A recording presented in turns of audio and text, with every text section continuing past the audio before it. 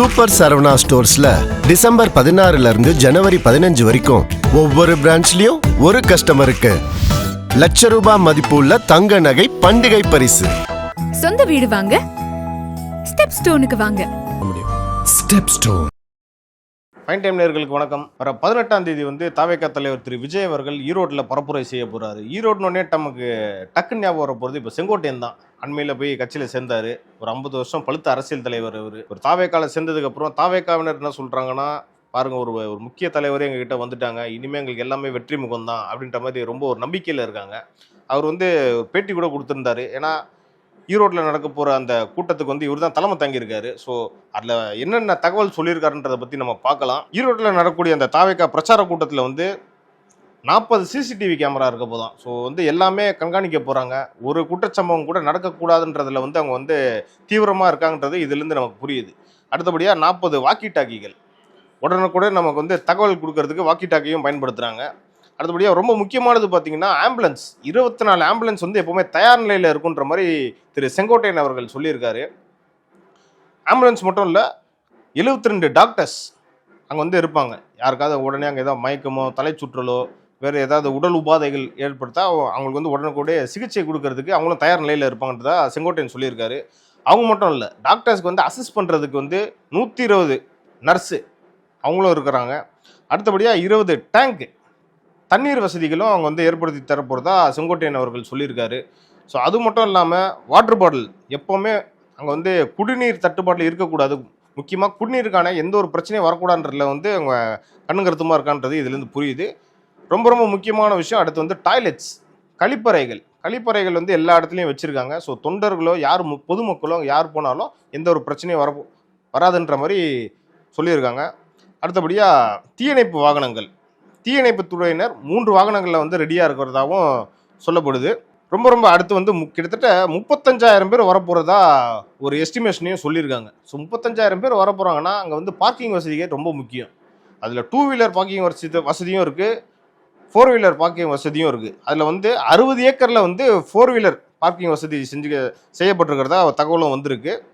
2 wheeler parking வசதி 2 ஏக்கரில் இருக்குது. ஸோ பைக்கில் போகிறவங்க காரில் போகிறவங்களாம் பார்க்கிங் வசதி இல்லைன்ற அந்த கவலை வேணாம், அவங்களுக்கு எல்லா ஃபெசிலிட்டிஸும் பண்ணியிருக்கிறதா தாவேக்காவினர் சொல்லிக்கிட்டு இருக்காங்க.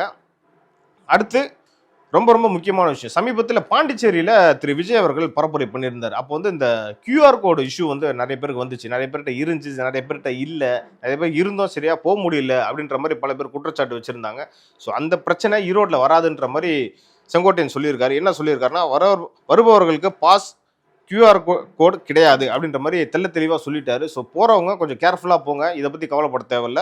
ஈரோடு பரப்புரைக்கு என்னென்ன வசதிகள்லாம் செய்யப்பட்டிருக்குன்றதை நான் இப்போ உங்களுக்கு சொல்லியிருந்தேன். அடுத்து கடைசியாக செங்கோட்டையன் அவர்கள் ஒன்று சொல்லியிருக்காரு. என்னன்னா, ஈரோடு மக்கள் எல்லோரும் தாவேகா தலைவரை சந்தித்து விட்டு மகிழ்ச்சியாக செல்லலாம்.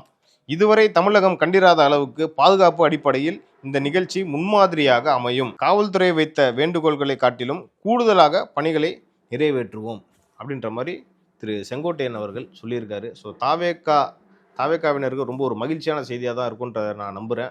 இதுவரை தாவேக்கா பிரச்சார கூட்டத்துக்கு கட்சி சார்பில் என்னென்ன பாதுகாப்பு நடைமுறைகள் எடுத்தாங்கன்றதை திரு செங்கோட்டையன் சொன்னதை நான் உங்களுக்கு சொல்லியிருக்கேன். இதுவரை கட்சி சார்பில் என்னென்ன பாதுகாப்பு நடைமுறைகள் எடுத்திருக்காங்கன்றதை நான் உங்களுக்கு எல்லாமே டீட்டெயிலாக சொன்னேன். இதுக்கப்புறம் காவல்துறை தாவேக்காவுக்கு ஒரு முக்கிய நிபந்தனை விதிச்சிருக்காங்க. என்னென்னா, திரு விஜய் அவர்கள் பரப்புரை செய்யக்கூடிய அந்த பஸ் இருக்குல்ல, அந்த பஸ்ஸில் ரொம்ப முக்கியமான ஆட்கள் மட்டும்தான் இருக்கணும், அதை தாண்டி வேறு யாரும் இருக்கக்கூடாது அப்படின்னு சொல்லியிருக்காங்க.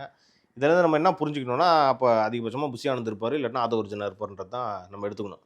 அதோட ரொம்ப முக்கியமான விஷயம் என்னென்னு பார்த்தீங்கன்னா, இந்த பரப்புரை வேன் இருக்குல்ல, பஸ் இருக்குல்ல, அந்த பஸ்ஸுலேருந்து கிட்டத்தட்ட ஒரு 50 அடி கேப் இருக்கணுமா, அதாவது பொதுமக்களுக்கும் அந்த பஸ்ஸுக்கும் இடையே. இதுதான் காவல்துறை வச்சிருக்க நிபந்தனையாக இருக்குது. அதை தாண்டி பல்வேறு நிபந்தனையும் வச்சுருக்காங்க. அதெல்லாம் தாவேக்காவினர் ஃபாலோ பண்ணியிருக்கிறதா சொல்கிறாங்க. இது வரைக்கும் நான் நிபந்தனையெல்லாம் சொல்லிட்டேன். இதுக்கப்புறம் முக்கியமான அறிவிப்பும் கொடுத்துருக்காங்க. இப்போ திரு விஜய் அவர்கள் பரப்புரை செய்யக்கூடிய அந்த சுற்று வட்டாரத்தில் இருக்கிற பள்ளிகளுக்கும் விடுமுறை கொடுத்துருக்காங்க. அதாவது இந்த டைம் எக்ஸாம் நடக்கக்கூடிய நேரம் இருக்கிறதுனால அந்த எக்ஸாம் எல்லாமே போஸ்ட்போன் பண்ணி டிசம்பர் 26ஆம் தேதி, அதாவது கிறிஸ்மஸுக்கு மறுநாள் எக்ஸாம்லாம் நடக்குன்ற மாதிரி பள்ளி நிர்வாகம் இந்த தகவலையும் வெளியிட்டிருக்காங்க. இதுவரை நம்ம தாவேக்கா தரப்புலையும் காவல்துறை தரப்புலையும் எடுக்கப்பட்ட அந்த நடவடிக்கைகளை பற்றி நான் உங்களுக்கு சொன்னேன். இதுக்கப்புறம் காவல்துறை இன்னொரு ரொம்ப முக்கியமான ஒரு நிபந்தனையை சொல்லியிருக்காங்க. என்னன்னா, அந்த பிரச்சார கூட்டம் நடக்கக்கூடிய சுற்றுவட்டார இடத்துல வந்து தாவேக்காவினர் எதையாவது ப்ராப்பர்ட்டிஸை இல்லை பொருள் எதாவது டேமேஜ் பண்ணிட்டா சட்ட ரீதியான நடவடிக்கை எடுக்கப்படுன்ற மாதிரி ஒரு வார்னிங் ஒன்று கொடுத்துருக்காங்க. இதுவரை தாவேக்கா தரப்புல இருந்தும் காவல்துறை தரப்புல இருந்தும் எடுக்கப்பட்ட இந்த பாதுகாப்பு ஏற்பாடுகள் குறித்து நான் உங்களுக்கு எல்லாமே டீட்டெயிலாக சொல்லியிருந்தேன்.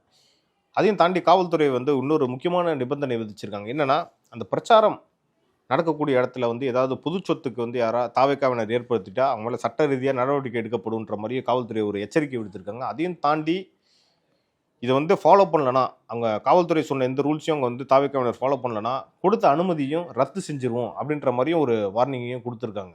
எல்லா வீடியோஸ்லையும் நான் பார்க்குறேன், கீழே வந்து ராவுத்தர் இப்ராஹிம் எங்க, ராவுத்தர் அண்ணா எங்க, ராவுத்தர் பாய் எங்க அப்படின்ற மாதிரி பலர் வந்து கமெண்ட் பண்ணிட்டு இருக்கீங்க. எல்லாமே நான் பார்த்துக்கிட்டு தான் இருக்கேன். கரூர் சம்பவம் நடந்தப்போ, அந்த துயர சம்பவம் நடந்தபோது தாவேக்காவின் முக்கியமான தலைவர்கள், அதாவது முக்கியமான தலைவர்கள்னா 2ஆம் கட்ட தலைவர்கள், முக்கிய நிர்வாகிகளே வந்து காணாம போயிட்டாங்க. எங்கே நம்மளை வந்து அரெஸ்ட் பண்ணிடுவாங்களோ, அதை பற்றி பேசினா நமக்கு வந்து கைது நடவடிக்கை எடுக்கப்படுமோ அப்படின்ற அந்த அச்சம் இருந்ததுனால பல பேர் வந்து அமைதியாக இருந்தாங்க. ஆனால் அதையும் பொருட்படுத்தாமல் திரு ராவுத்தர் இப்ராஹிம் அவர்கள் வந்து தாவேக்காவுக்கும் திரு விஜய் அவர்களுக்கும் ஆதரவாக பேசியிருந்தார். அதை நான் வந்து அவரை நான் பாராட்டணும்னு நான் சொல்லவே இல்லை. தாவேக்கா தொண்டர்கள், தாவேக்காவை ஆதரிப்பவர்கள், குறிப்பாக வர்ச்சுவல் வாரியர்ஸ், இவங்க எல்லாமே சேர்ந்து தாவேக்கா திரு ராவுத்தர் இப்ராஹிம் வந்து பாராட்டினாங்க. ஆனால் சமீபத்தில் ஒரு 2 வாரமாக வந்து திரு ராவுத்தர் இப்ராஹிம் நான் கால் பண்ணாலும் பெருசாக எடுக்க மாட்டுறாரு. நான் வேணால் முன்னாடியே நான் கால் பண்ணுறேன், அவர் எடுக்கிறாரான்னு பார்ப்போம். பாருங்க, ரிங்கிங் தான் போகுது, ஆனால் எடுக்க மாட்டுறாரு. எப்போவுமே வந்து 2 ரிங்கில் எடுப்பார், அதிகபட்சம் 3 ரிங்கில் எடுப்பார். இவ்வளோ ரிங்கு போயும் எடுக்கலைன்னா அண்ணன் என்ன பண்ணுறாருன்றது தெரியல. பார்ப்போம், பொறுத்து தான் பார்க்கணும். அவர் வருவாரா, திரும்பவும் திரு விஜய் அவர்களுக்கும் தாவேக்காவுக்கும் ஆதரவாக பேசுவாரான்றதை பொறுத்திருந்து தான் பார்க்கணும். ஆனால் வரணுன்றது தான் எல்லாரோட எதிர்பார்ப்பும் இருக்குது. அப்படி உங்களுக்கு எதுவும் ரீசன் தெரிஞ்சால் அவர் ஏன் வரலன்றத, உங்களுக்கு எதுவும் குறிப்பாக வர்ச்சுவல் வாரிசுக்கு வந்து ரீசன் எதுவும் தெரிஞ்சால் நீங்கள் எனக்கு சொல்லுங்கள். அதுக்கு மேலே பொறுத்திருந்து நம்ம பார்ப்போம். நன்றி.